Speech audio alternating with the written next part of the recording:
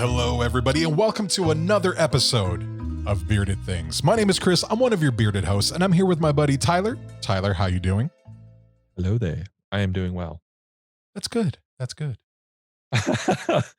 We had a lot going on this last week as far as just everything goes.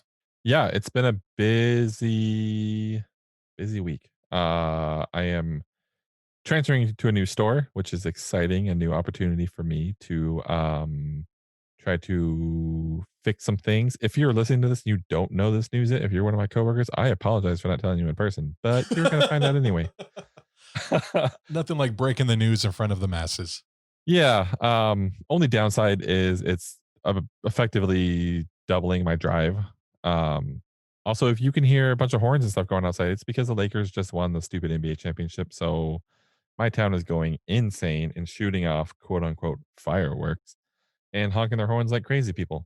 Yeah, I'm like in Los Angeles proper, and I went to go get gas and a soda pop, and it's bananas right now.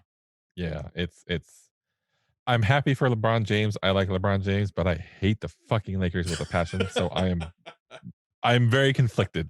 I'm happy for him. I'm not happy the Lakers won. I'm happy. I mean, looking at like everything that happened in this year and happened to the Lakers, like with Kobe passing away, I'm okay. I'm happy for them, for the legacy of Kobe Bryant. I get that. Not that I was a big fan of Kobe prior to his death. Not that it changed me not being a fan of his.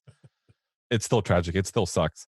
It's still never good when someone's life is cut short so early, but also like fuck the Lakers. But congratulations to LeBron and Kobe's family and everything. Like that is kind of cool that they were able to cap a championship with him, but I'm still not happy about it. Yeah, it's one of those bittersweet things where like it's good for the community, it's good for Kobe's family, it's good for this is the right year for the Lakers to win. Yeah, for So sure.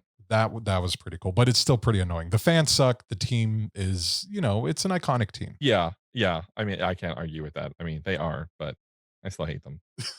It's because I'm bitter. I'm a Phoenix Suns fan, and we're terrible unless we're playing in the bubble. We were 8-0, baby. Yeah, that bubble was a miracle thing. That was really bizarre. If you don't Yeah. follow sports ball, so pretty much the commissioner of the National Basketball Association went and devised this genius COVID bubble thing, and it worked. It worked Yeah. like really well. Brilliantly. Like none of the players got, I think maybe one or two got COVID, but that was it. And then like they removed them and the rest of the season was able to continue. Yeah, I don't know many. Yeah, like they were able. I know there's a couple people they kicked out of the bubble because they had violated protocol. They were bringing quote unquote friends back into their hotel rooms. Right. But yeah, they shut down a whole wing of, I think it's the Walt Disney Resort, the hotel in Orlando. Yeah, it's like Epcot. Yeah, it was just the basketball players. And surprised the NBA was on top of like being amazing and everything because Adam Silver is a fucking genius. And Yeah. he can. I'm convinced he can do no wrong. And then what's crazy too, there's on the flip side, you have like, the NFL going on right now and everybody's getting COVID. Yeah, they just postponed 2 games this week because fucking the Tennessee Titans, all their team is like getting sick, and then like the Patriots, they had a bunch of people test positive, which fuck the Patriots. I hate the Patriots. I mean, Cam Newton's sick. Yeah, I mean I like Cam Newton, but yeah, he legit got COVID. Stephen Gilmore tested positive. Like Russell Wilson, I think, even got COVID. Don't quote me on that. No. Okay. No, because they played tonight. They just played the Vikings. But no, he was playing. I'm a 49er fan, so I wish I don't wish he would have gotten sick, but I just wish he wasn't playing in this game. I wish the Seahawks would stop winning because they're fucking 5-0 now. I love Pete Carroll. I just want to put it out there. Yeah. Pete Carroll, the little midget man, is amazing. I remember. Oh, never mind. We won't tangent in this, but I met Pete Carroll when I was in high school, and I thought he was much taller than he was, but he's like 5'6". He's a really small man. Yeah, small guy, nice guy, always chewing gum. I'm pretty sure it's Nicorette. Oh, I'm sure it's something. Either that or just it's straight methamphetamine because that man has insane amounts of energy. Yeah, I was fortunate enough to be there when he won the Rose Bowl back forever ago. Mm-hmm. I also got to be there when he won a Super Bowl. So Pete Carroll is like my coach. He's like my Tommy Lasorda, which if you're from Southern California, Tommy Lasorda is like the people's coach. Yeah. Pete Carroll is like my personal coach. If you're not from the Southern California area, Tommy Lasorda is the coach that fell over in the All-Star game back in the 80s. He was also on Weight Watchers for like all of the 90s. Yeah. All So right. And this has this been was our the sports corner. yeah. Yay, sports. But yeah, we've had also a lot of fun things going on online. I know on Twitter, we've been posting pretty much every day. We're doing 31 days of Halloween where we're putting up a scary movie that we're going to watch that night. And then Yeah. I put a challenge out there. I said, if anybody can put a movie on or suggest a movie that would scare me, I would give it a quick review and give them a shout out on the air. So shout out to Rishi, who suggested The Strangers, which is like my secret like kryptonite movie because I'm terrified of that film. Yeah. It's a good one, and it's the kind of the good, like, psychological one. It's not like the big, super gory, super bloody, like, "Rah, we're gonna chainsaw people in half." Like, it's a good one. I really enjoy that one. But yeah, it's kinda scary. I think the quote from it that just gives me chills is so Liv Tyler plays the female lead. They're Mhm. chasing her, trying to kill her and her boyfriend. Slight spoiler. I won't tell you the ending, but she asked them why they're doing it. And they answered simply, because you were home. And so it was just the pure evil of human nature. That's what bothers me most about that film. And then it doesn't help that I grew up in a little town called Ventura, up north, or from where I am right now, where Tyler, where you are, Ventura County. Mm. And Mhm. the East Side rapist, the ear murderer, also known as the Golden State Killer, he killed somebody in Ventura. Yeah. I moved down to the Pasadena area in two different neighborhoods, and that's just so happened where Richard Ramirez, the Night Stalker, killed people. And now I live in the Valley where Richard Ramirez again tried to kill a bunch of people and where he was ultimately caught. So Yeah. just the human murder serial killer thing really bothers me. Yes, and the moral of the story is to stay away from Liv Tyler. Pretty much he's bad news. Yeah, unless she's the elf in Lord of the Rings, then she's kind of good news, but bad news. Yeah, she's, I like her. I think she's pretty good. Yeah, and then her dad dies in Armageddon, which is always sad.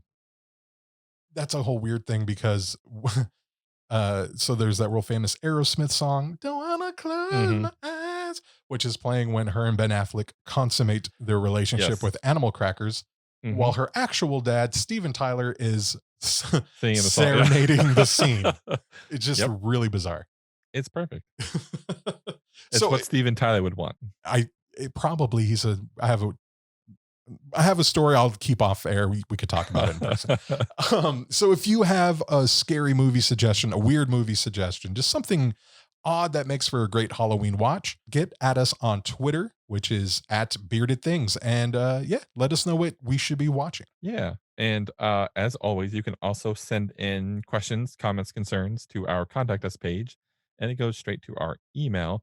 We got one from a listener in I don't if it's know if it's for sure. The area code is 614, so it's a Columbus area code, but the number is a 555 number, so it could be a fake number.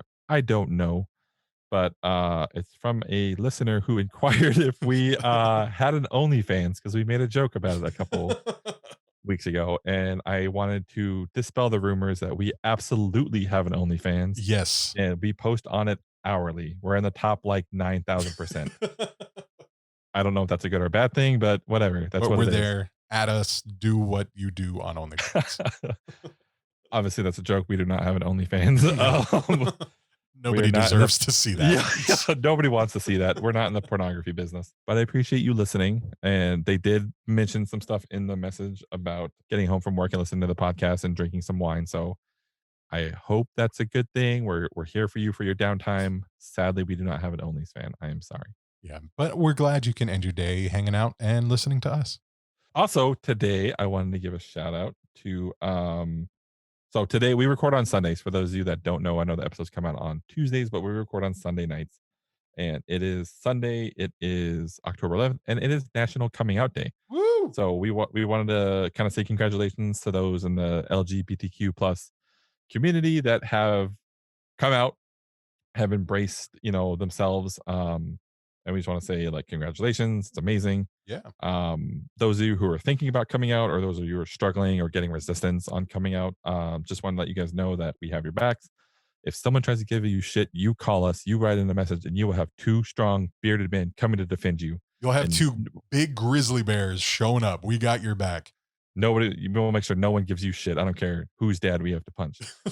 Uh, we'll do it. We got your back. So, in all seriousness, congratulations to those that have come out, and just it's a cool thing. Um, I'm glad it's got a little bit of recognition, and it's kind of showing how the times are changing in today's day and age, especially with everything going on in the landscape of our country. Just know that you have a couple friends in the Spirited Things podcast that are here for you if you need us. Absolutely. All right, that's my serious bit of the day. Yeah, we got a lot of business out there that we had to vomit on you guys, and not sorry about that because it's just part of what this is. It's a big community, so letting you know what's going on in our community. Exactly. And I do have one thing I'd like to ask of our dear favorite listeners who are listening now. If you're on a streaming site that lets you do reviews like iTunes or something like that, we would totally love it and appreciate it if you could give us a 5-star review. Maybe just show a little bit of love in there, and we'll love you forever. Promise. Yeah, it definitely helps. It gives us more visibility to people. The more followers we get, the more subscribers we get, the more 5 stars we get. It increases our visibility, lets more people see hopefully what is a pretty it's a fun show to make. We hope it's a fun show to listen to. And the more you guys interact and give us thumbs up and 5 stars, it makes us look better and more people can see us. So stop Absolutely. being greedy, share the wealth. So yeah, I think that's all of the business, right? Is that everything? Yeah, let's get into what are you going to cover today, Chris? I am going to do something that I'm very excited about in the spirit of Halloween.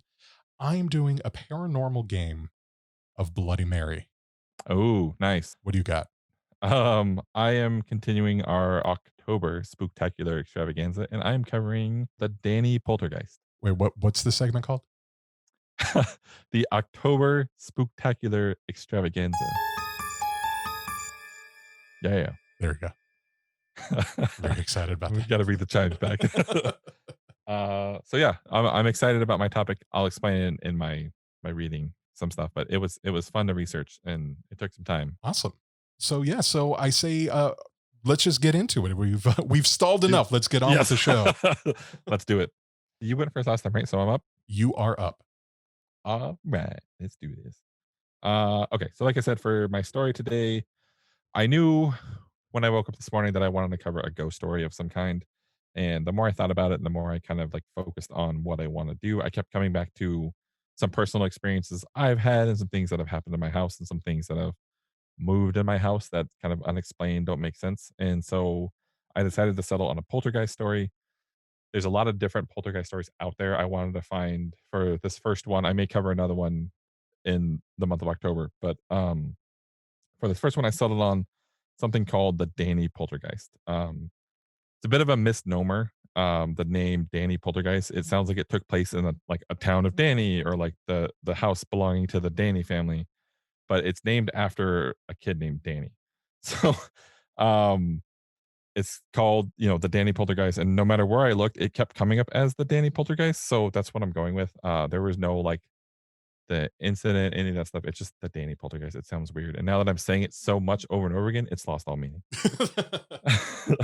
So the story of the Danny Poltergeist begins with a man not named Danny, but named Al Cobb, who lived in Savannah, Georgia. In 1998, so not that long ago. Well, it is a little bit It's long kind of a ago, long but time ago, yeah. it still feels like 2000 was like a year ago. Like we just had the Y2K scare. Those of you that are not around that don't understand what the Y2K scare, I'm sorry, but it was a tragic time that we lived through. Yeah, it was a lot of build up and then nothing. Yes. Never mind. Exactly. So in 1998, Al decided to buy an antique bed for one of his twin sons named Jason. Now, at the time, Jason was 14 years old, and I don't really know many kids who are into antique beds at age 14, but who am I to judge? So Al buys this bed, which dates back to the late 1800s. And the first couple nights, everything goes well. Danny breaks in the bed, or Jason breaks in the bed. Excuse me, getting ahead of myself. Everything goes well for the first couple nights. He's feeling good. On the third night, however, Jason wakes up and he tells his parents that his pillow felt like it had, quote, two elbows pressing into it, and he could feel cold breath on his neck while he was sleeping.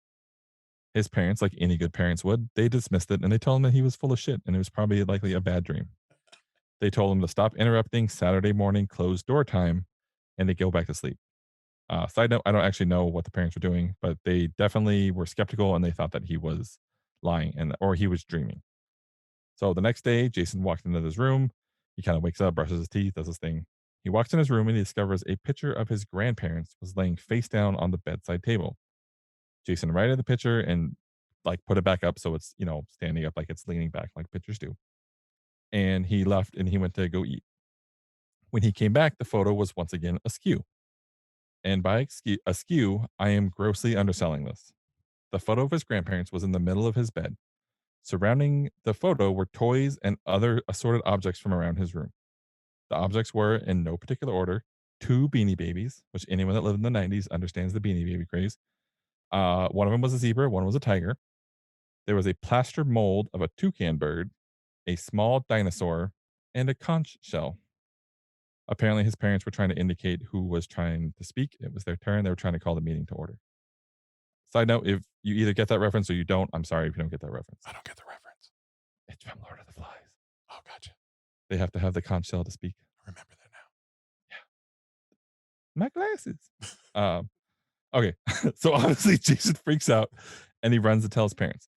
Upon arriving in the room, Al, the dad, calls out, "So what do you have, a Casper in here or what?" Al then finds some paper and a crayon and asks out loud, "Tell me your name and how old you are," because that's smart.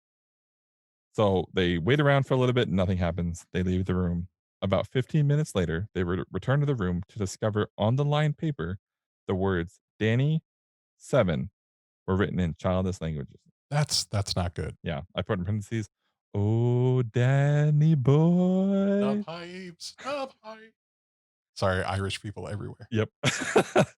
At this point, Al decides he's had about enough of this bullshit and he orders his family out of the house, presumably to stay with his wife's sister or some convenient relative who lives close by, because that's just what happens in the South.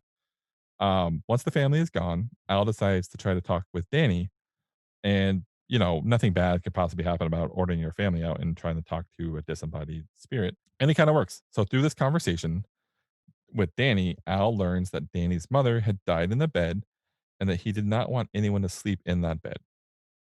When the family returns from the trip to the unnamed relative, Jason moved out of his room and he slept in another room, most likely with his twin brother. One morning, Jason was walking by his room and he noticed another note on the bed. It simply read, "No one sleep on bed." Being a rebellious teenager, Jason decided to lay on the bed and pretend to take a nap. So nothing happens.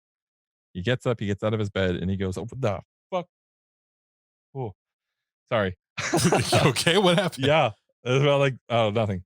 It felt like something touched my shoulder. God. Okay. Where was I? um, hmm. Being a rebellious teenager, Jason decided to lay on the bed and pretend to take a nap. After nothing happens, he gets out of bed and goes to leave the room. He decides since he is in the room, he might as well grab some clothes, so he turns back around to get his clothes. When he turns around, he claims, quote, "This terracotta head thing that had been hanging on the wall in the hallway came flying through the room, just missing me, and smashed on the closet door." Soon after this, the whole family begins having experiences. They wake up in the morning, they find the kitchen cabinets open, and one time they found the table set for breakfast. There was no food, just the utensils. Apparently, Danny could have, he could have at least made some food if he's going to be squatting. I'm Kind gonna of make weird. some pancakes or something. Yeah, come on, man. So the family begins finding notes around the house in the same childish handwriting, and this time the word Jill starts getting written on the notes. The notes then began to shift from childish writing to a more practiced adult hand. The family believes these notes were written by a new entity named Jill. They don't have much information on Jill. She doesn't hang around very long, but she would invite them to the living room to partake in a dance party. But upon entering the living room, they would only discover that candles had been lit, which, unlike what kids say today, the candles being lit is not okay. It's not a cool thing. It was not lit. It was very scary. Around Womp, this time, womp, womp. so around this time, Jason says he personally begins to feel the presence of another entity in the house. He believes it's a spirit, and this spirit is able to speak with him. He claims to be named Uncle Sam and that he is looking for his daughter. Jason tells Uncle Sam that his daughter is gone and there's no woman living in the house other than his mom. Uncle Sam goes on to tell Jason that his daughter's name was Gracie and that he believes she's buried under the house. It now seems that there's multiple entities in the house, and Al, the father, has had enough. They decide to sell the bed to see if it's going to get rid of the spirits. And, I can only imagine the dad. He's like loading the bed into the truck, and he's just kind of humming like, and he just whispers to himself, the pipes that are calling. Surprisingly, it seemed to work, at least for Danny. So they never had any poltergeist activity after the bed was sold, and for the most part, the other entities left as well. They believe this is partly because the family looked into a little girl who lived in the area and possibly in and around the house whose name was Gracie. And they found that there is a little girl named Gracie who's buried in the local cemetery, and there's a statue above her grave. Jason told Uncle Sam that Gracie was at rest, and soon after that, the activity stopped. The family eventually moved away and never experienced any other activity other than that. So, a few interesting side notes that shortly after this story became well known, a parapsychologist by the name of Dr. Peter Venkman investigated the house. Yes. This is a joke. Dr. Venkman, the lead study in the two-part documentary series The Ghostbuster, he was unavailable to assist for prior commitments. However, another parapsychologist named Andrew Nichols did investigate the case, and he said that the bed had nothing to do with the haunting or the activity. He thinks, and this is going to sound a little far fetched, but he thinks when the bed was moved against a certain wall in Jason's room, the wiring in the wall, it reacted with Jason's body to form a type of electromagnetic field that activated some dormant psychic abilities in Jason. He says that this caused Jason to tap into another realm and he was able to communicate with other worlds. To me, it kind of explains the case of Uncle Sam and Gracie because they were more spirits, but Danny and Jill were more poltergeisty activity. They move things. And with Danny and Jill, the family they had more interactions, like there were notes leaving around. It wasn't just Jason. And also, why did the activity stop so soon after the bed?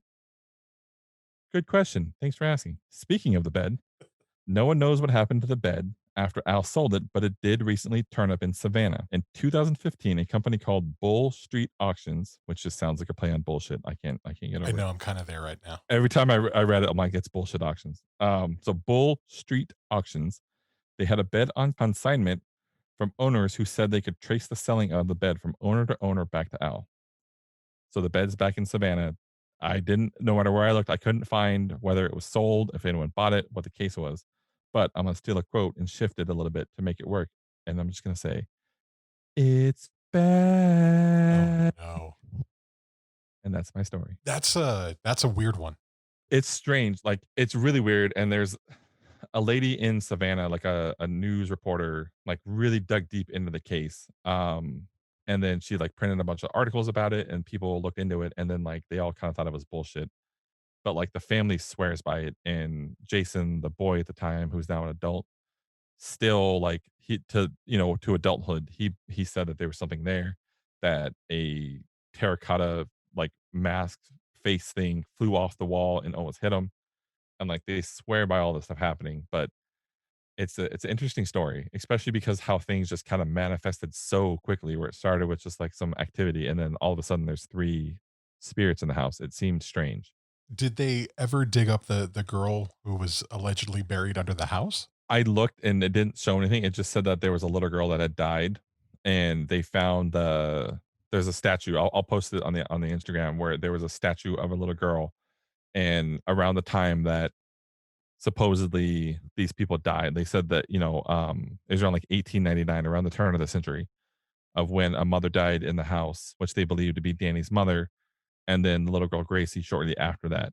But it doesn't say if they're related. It doesn't say if she was buried on the property. It just shows, this is where her body is at rest now. Whether or not her body's actually there, it's just where the grave is and the statue above it. So pretty much just don't buy old furniture. Yeah, stay away from antique stores. Yeah. As Bobby Boucher's mom would say, it's the devil. I always had a phobia with like antique mirrors. Yeah, they're kind of weird. They're very strange. And I know there's like a lot of like science that goes into, the warping of the metal Hmm. mesh The behind the tin, glass. yeah. Hmm. And that can explain for a lot of like images and all that stuff. But that's not the part that bothers me. Just I don't know, old furniture, people spend so much time on it, Hmm. it just absorbs a lot of that person's essence, in my opinion, which Hmm. I can't prove in any way. It's just something I believe and it freaks me out. Yeah, having spent every summer at my grandparents' house where it was ton of like antique furniture from like Europe and like old world furniture that was in, the 1800s, early 1900s that came over on like the boats with them. It's definitely creepy. There's something about old furniture that's just it gives me the creeps. Yeah. All right, man. Well, thank you for Yeah. making the first half of the show very unsettling. You're welcome. And now it's time for a quick commercial break. Welcome back. Thanks for joining us. And since we did your topic, we took our break. I think it's time for something, right?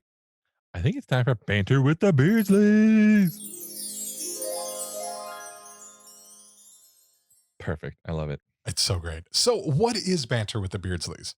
Banter with the Beardsleys is a fun, off the cuff, non scripted conversation between you and I. We are the Beardsleys. And we take a user submitted or a listener submitted. I keep saying user, a listener submitted question or comment or anything they want to talk about, something they want us to give our take on. We read it on the show, and we spend a little bit of time. Sometimes it's 5 minutes. If we're talking about The Rock, we go on for a half hour. um, but we give our take and we talk about it, and we just we have some banter with us, the Beardsleys. Yes. And so understand this week we actually have a listener, not a user, who sent something in. And who is it and what did they send? Yes. So it is our friend Kat from Southern California, and she submitted a question. She sent a picture, which is kind of funny. It's a play on planning your wedding. It says, "Planning your dream funeral. It's the most important day of your life. You want it to be perfect. Avoid becoming a total corpsezilla by planning ahead to ensure that your special day runs completely smoothly." And she asks, "Have you ever planned your own funeral?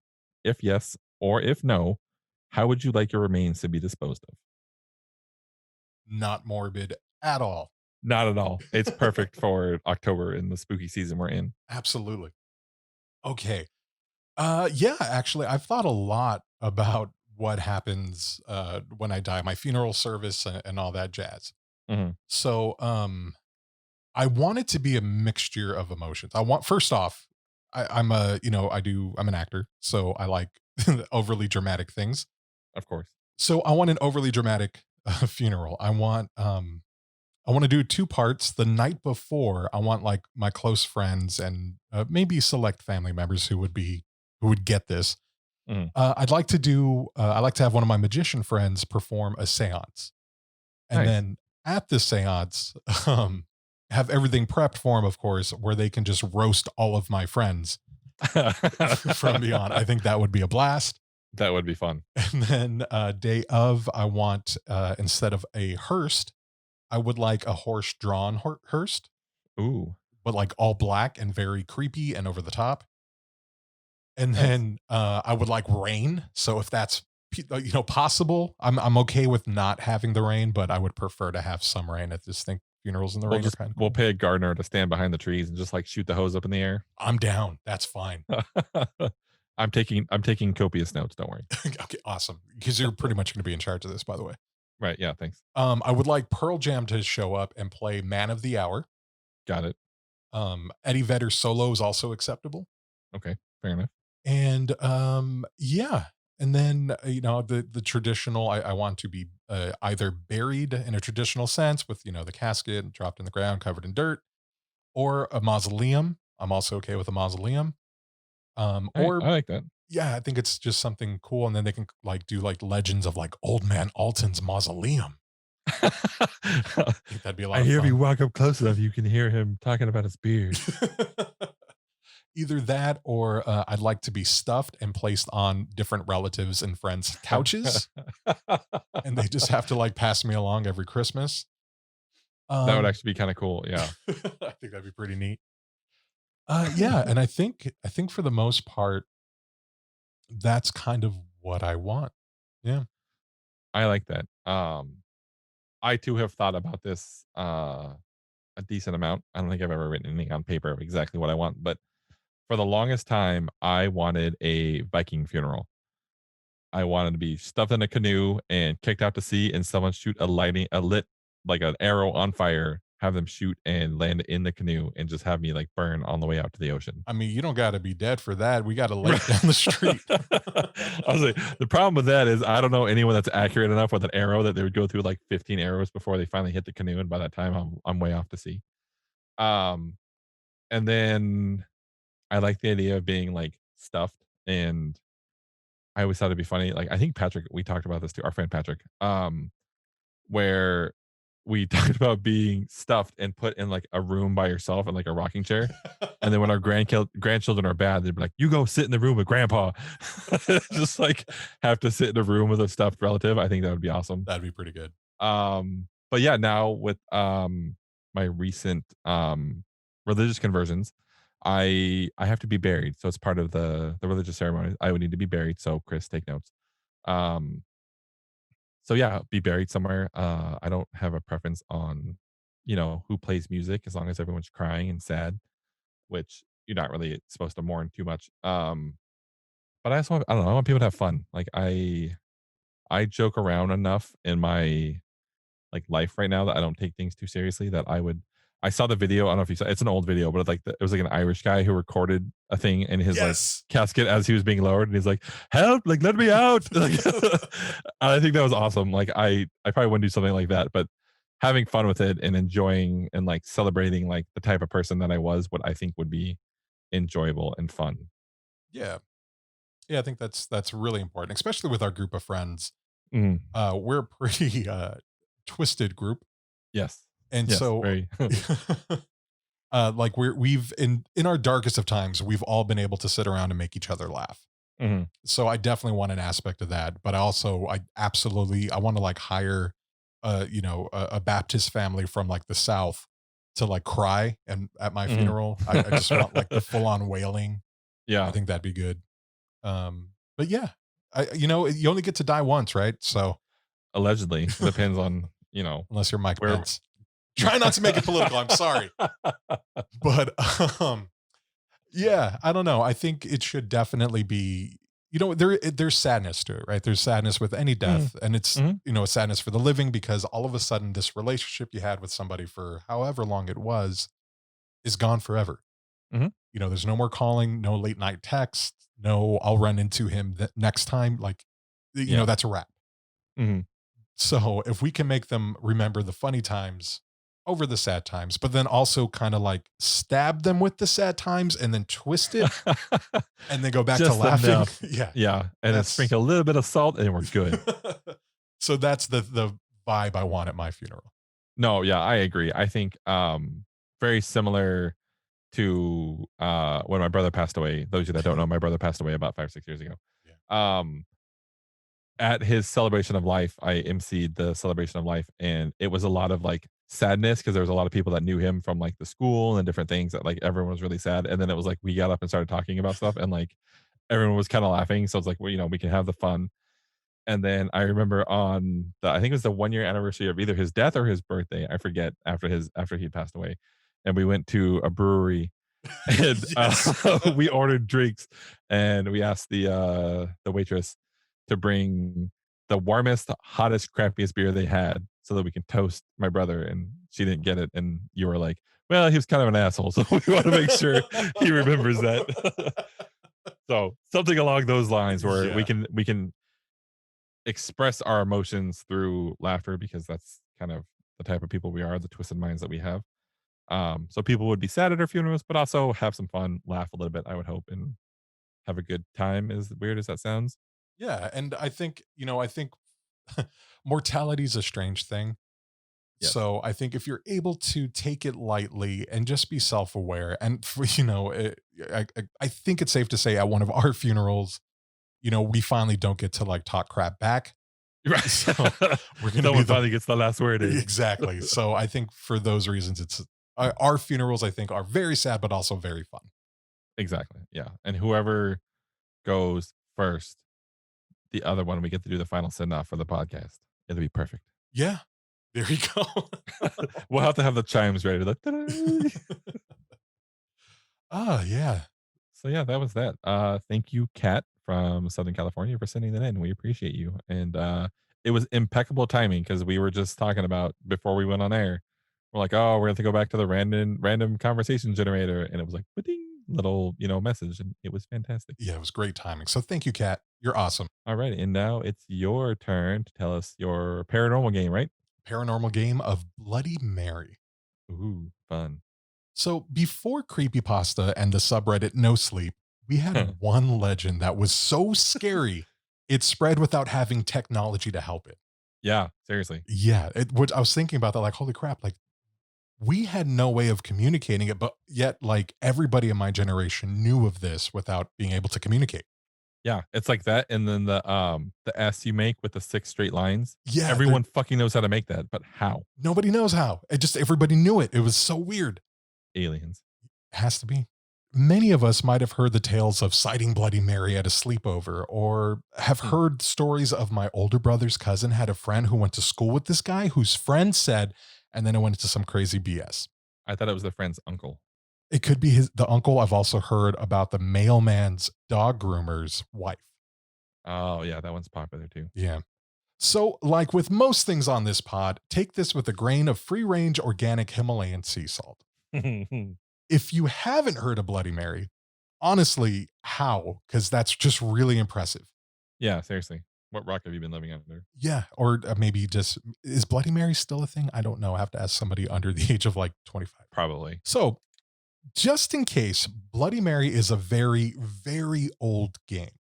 How old? Well, in the 1970s, a folklorist attempted to trace the game to its roots. They were able to connect it to a few possible beginnings. Before we get into the game, let's take a look at some of the possible culprits, because if we're possibly inviting somebody into our poop room, we should at least know who they are.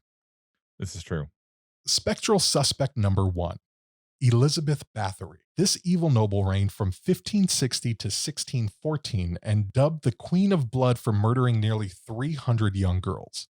Holy shit. In fact, she was named the most prolific female murderer and the most prolific murderer of the Western world by the Guinness World Records. I mean, that's kind of impressive. Yeah, like kudos in that. Yeah, in a disturbing way. According to the testimony of over 300 witnesses, Bathory killed the girls and used their blood for her ritualistic bloodbaths in her pursuit of eternal youth and beauty. In 1610, she was convicted and sealed inside her castle. She died in 1614. By today's standards, she was a serial killer. She would imprison these young girls because they were virgins, and she would bathe. She would literally hang them upside down, slit their throats, and bathe in the bloodbath. So, Jesus. when authorities raided, they found hundreds of girls' mutilated bodies, as well as girls chained and imprisoned. So that's suspect number one. Sounds pretty plausible. Right? Spectral suspect number two, Mary Worth. Mary Worth was a witch convicted in the Salem witch trials. However, the History of Massachusetts organization's blog showcases an official list of all the accused witches, and Mary Worth isn't listed.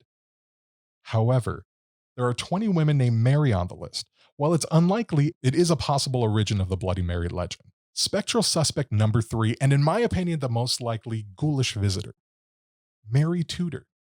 Mary Tudor was briefly the Queen of England from 1553 to 1558. Mary was determined to undo the English Reformation and revert her country back to the religious dominance of the Catholic Church.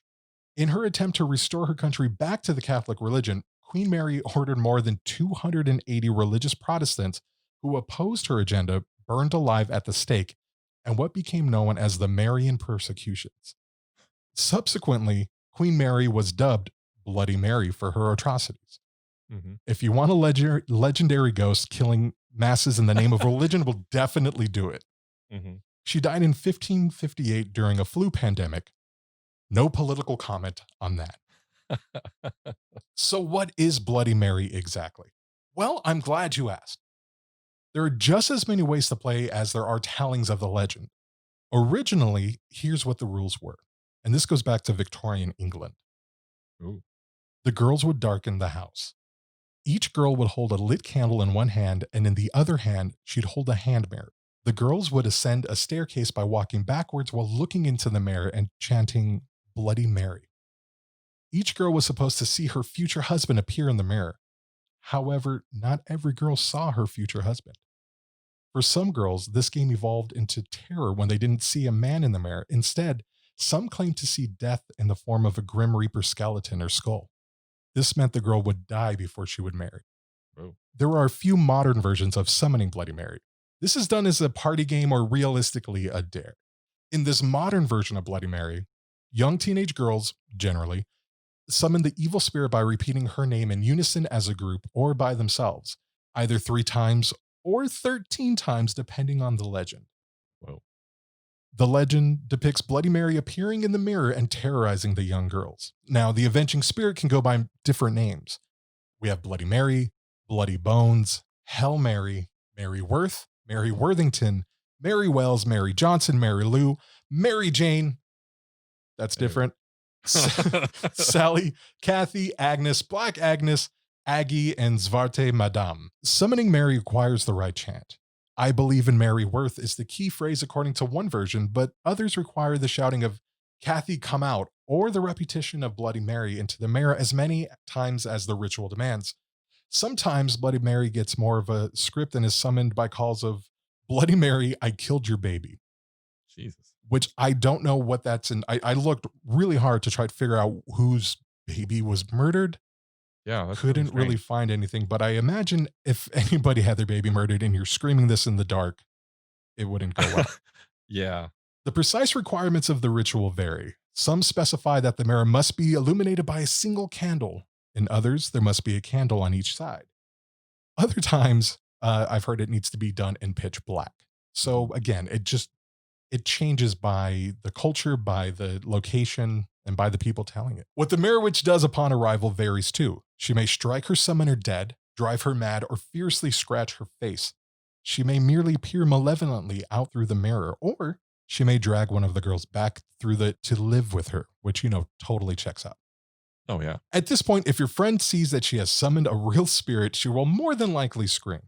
Mm-hmm. No matter what, never keep your friend locked in the bathroom because that's just a jerk move. Yeah. One claim is some people have gone insane from the effects of prolonged terror after seeing this female ghost appear behind them. Immediately enter the room with your friends, turn on the lights, and get your friend out of the bathroom is what's suggested if you are this far into the game. Mm-hmm. Personal note, I like to think of myself as a molder trapped in a scully body.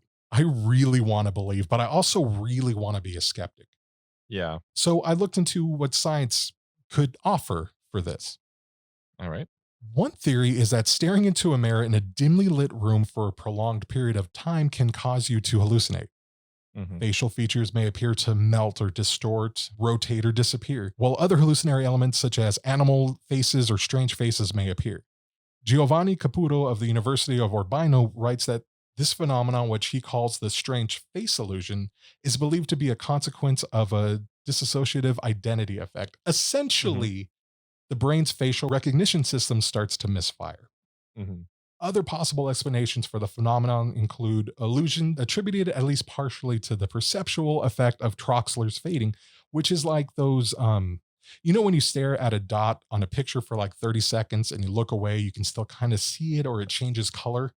Mm-hmm. It could be something similar to that. And lastly, possibly self-hypnosis. So now that science said this is all malarkey, I'd like to share a personal Bloody Mary experience. A few years back, a small group of us were hanging out at a friend's house. One of the girls was hilariously afraid of absolutely everything, and she was jokingly dared to do the Bloody Mary in the bathroom. She was terrified. I assured her there was nothing to be scared about and volunteered myself as tribute to go with her. So there we were, 2 grown adults in a dark bathroom chanting Bloody Mary. It was dead quiet when all of a sudden, absolutely nothing happened. Yeah. So I turned on the light, congratulated her on facing her fear, and we went back out with our friends.